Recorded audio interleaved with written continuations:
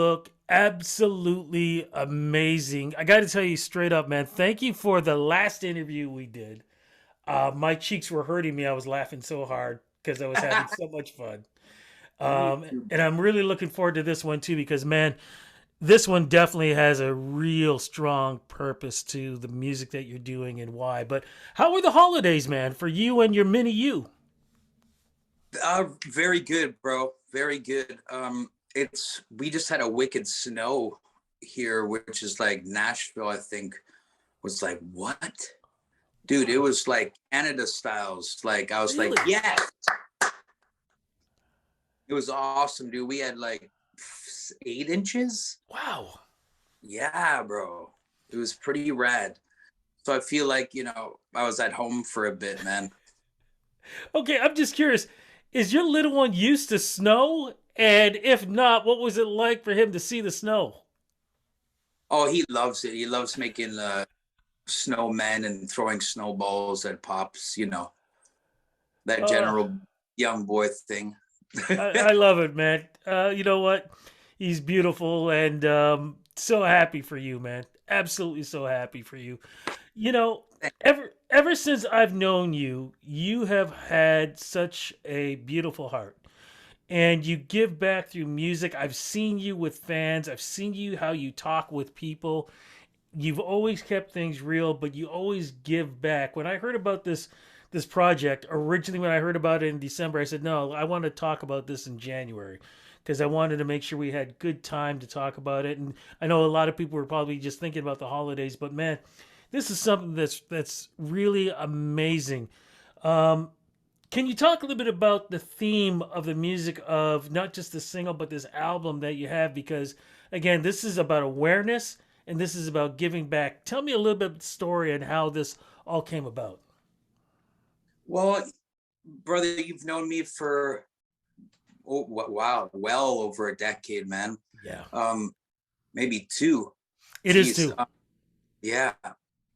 And I've been compiling a bunch of songs uh, that needed to make sense with one another, and I didn't just want to put out another record because I mean I write so much music, dude. That um, and nowadays there's so much music out there that I think the listener is just kind of like bombarded with like, okay, like they don't really have time to sit and go like, do I like this or is it just consumable, and I've never been that. I've always wanted to be true to the fans out there and to myself for that matter, and so I saved these songs that really really meant something to me and a particular message in them.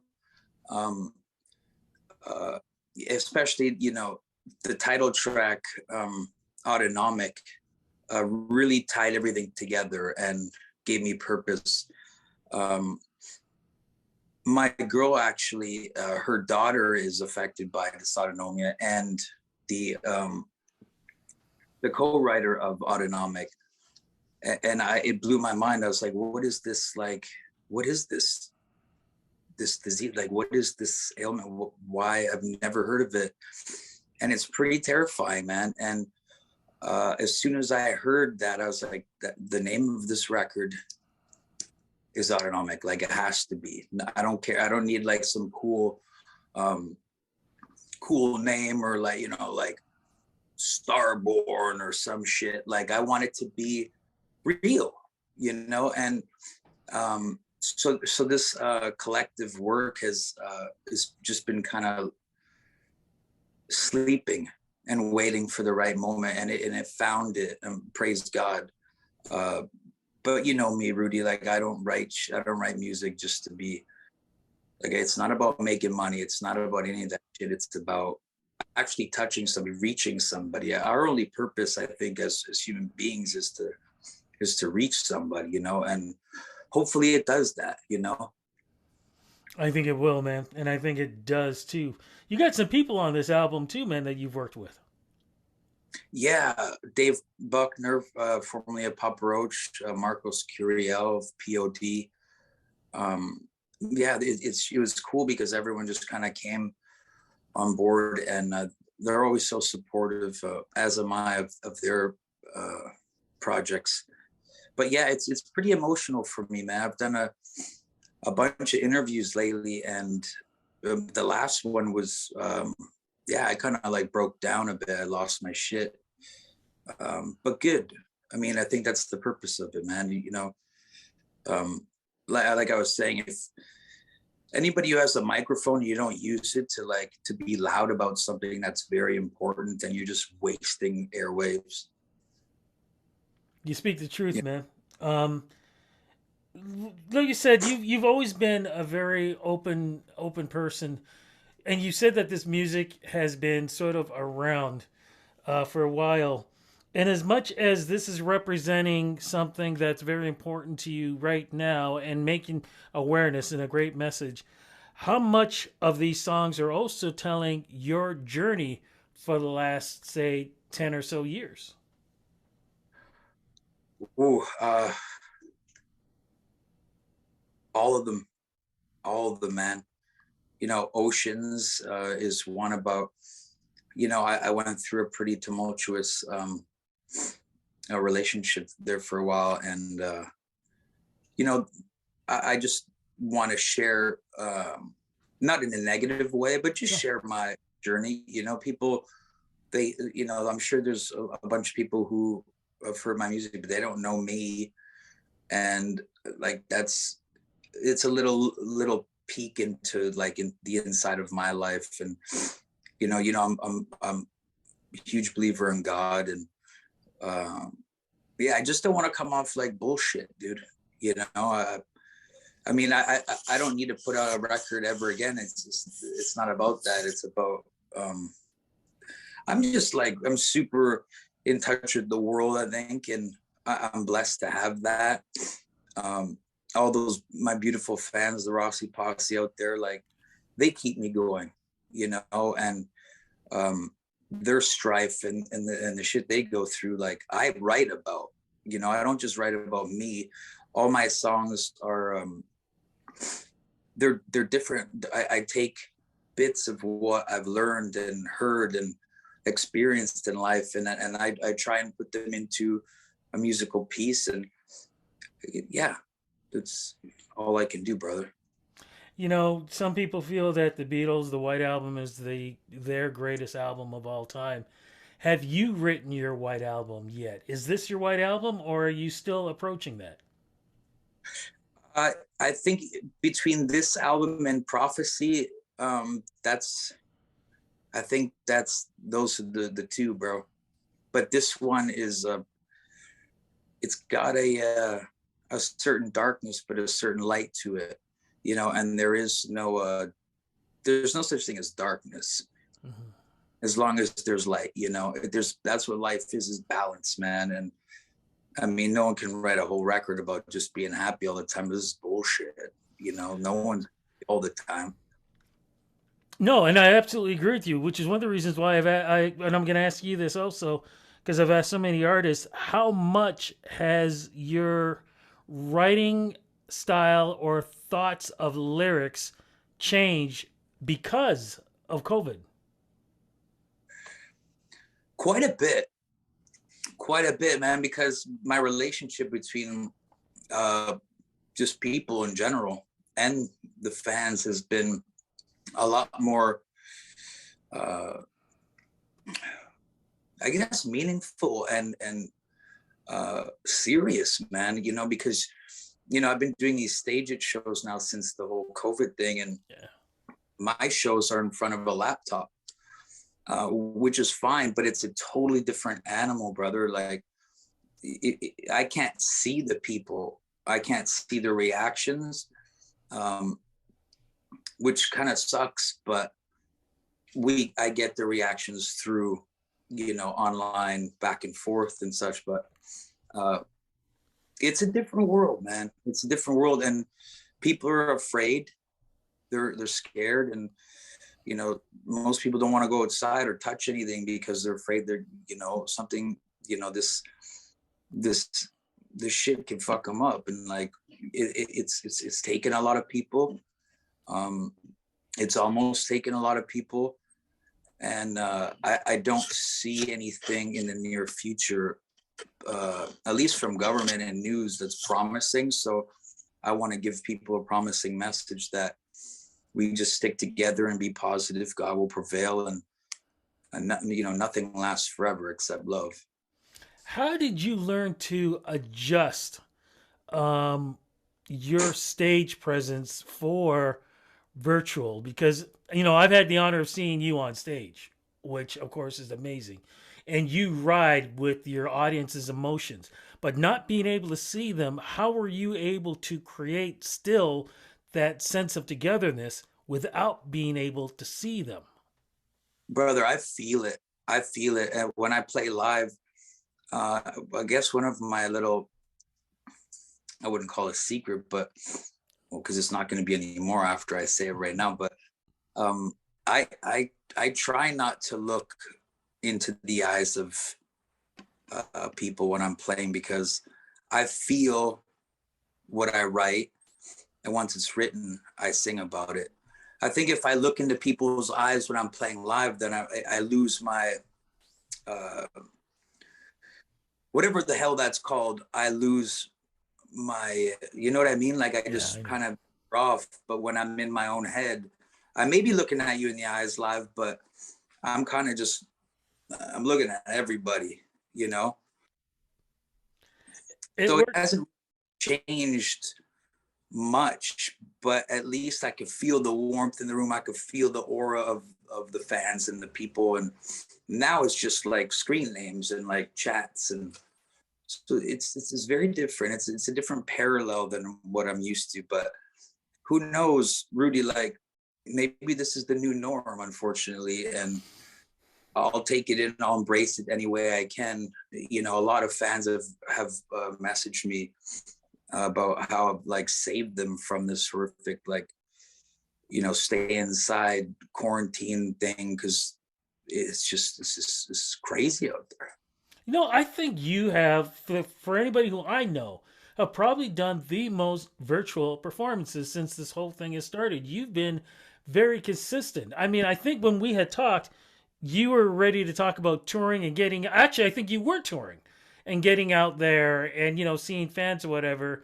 When did you realize that the virtual would have to come back again? Just from reading what the fans write to me online.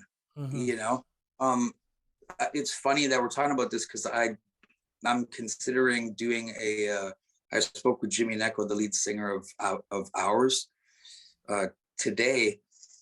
I toured with them back, damn, must have been 10 years ago or more. And I think we're going to do a bunch of shows, maybe in LA and up to Seattle. And so I'm kind of excited about that, get back out there and, grind it. I don't know how well I'll do in a tour bus. I don't, I've never liked tour buses. You know, Everyone always forgets you don't do your bathroom on the bus. You know, you wait to the whole go to the streets, bro. You speak the truth. Oh my lord, do you ever Right? speak the truth? Yes. Yeah. And I never get how guys like people don't. I remember a couple of years ago taking a bus with a bunch of guys to go see a football game, a Bills football game, and we all said before we got in, nobody is gonna do business in that bus. And sure enough, Yeah. we're not talking about a half hour out there. What does some dumbass do? Just laid it down. I know, it's like, come on, dude. Yeah, No, I we don't get have it. ways, of punishing musicians who do that. If they screw that up, What do you do? I don't know if I can say that shit. Let, let our imagination run away with us. But you know, um, Juno Awards is going to be happening in Toronto. We were supposed to have the 50th anniversary last year. Because of COVID, everything changed up, and they sort of had to put it aside. Well, the Junos are going to be happening again this year in Toronto. I believe it's around June, somewhere there. So it's going to be warm weather. Any chance, since we are celebrating Canadian music, you are going to be able to be here during that time, man, and be part of the celebration, whether doing shows or something? You know what, dude? I'd love to. That would be awesome. I mean, I'm doing I did a duet with 3 Days Grace on their upcoming album called Neurotic, and I believe it's gonna be a single. I mean, it's great track. Me and Neil, the drummer Neil Sanderson, did it a few years back, and they opted to pick it up for this record. So who knows? I mean, if it wins an award or doesn't, I really would like to come to the Junos. I mean, I performed on it years back, and I mean, born and raised in Canada. If they'll have me, be my honor to. Brother, that's home. You belong here. I mean, you belong to the world, but this will always be home for you, definitely. Absolutely, bro. As I we're mean, I came up with a name of what I am now, but I'll always be Canadian. But as right now, since I'm like, you know, in between both worlds, I am Canarican. I like that. I like that. That's cool. No, I love that, man. Right? I think I asked you this before, but I'm gonna ask again because I always find these answers interesting. In the whole time machine thing, and if we could go back in time when you were say 15 years old, Yeah. what advice would you give 15-year-old you to what you know now? If we can bring the two together and have a conversation. Whew. That's a loaded question, Rude. I know, man. Um, I'd say just keep your eyes and ears open and your mouth shut, and love hard and love fast and believe in good and sacrifice whatever it takes for music as long as it's not your fellow man. That's it. Amen to that. Is that the same advice that you would give people now going through tough times as we're Yeah, doing still with COVID and people still aren't sure what the future is going to hold? absolutely. Absolutely, brother. I have never changed. I mean, my heart's never changed. My heart's been sad, my heart's been broken, my heart's been full, but I've never really veered from uh, the obvious, you know. I hear you, man. Any performances that we can look forward to, virtual performances happening in the next couple of weeks? Yeah, I'm gonna be playing. What's the date today? Today is the 10th. So next weekend, I will be playing on Stage It at 8 p.m. Central Time, only if Rudy Blair attends. I'm there, man. Promise, I'm I will serious, be there. And I'm brother. serious too. I'm serious too. I will be. I was supposed to be there for your other show, but everything. Ugh, that's a long story. I had website problems I had to go take care of. I'm not But gonna talk about that, Rudy. I will be there, brother. Look, I'm gonna let you go. I love you big time, always. You are Yeah, I family love to me, and I love the vibe that you bring to this world because we definitely need it, man. We need more people like you to keep us going through these tough times. But I am so we happy do. for you. I'm We so do. happy for Yeah, you. we have you, bro. That's Ah, why I always will do interviews with you. You're my brother, and dude, your heart shines way brighter than than your backlights over there. I'll tell you that, thank you, my friend, and thank you again for the interview. brother. I love you, man.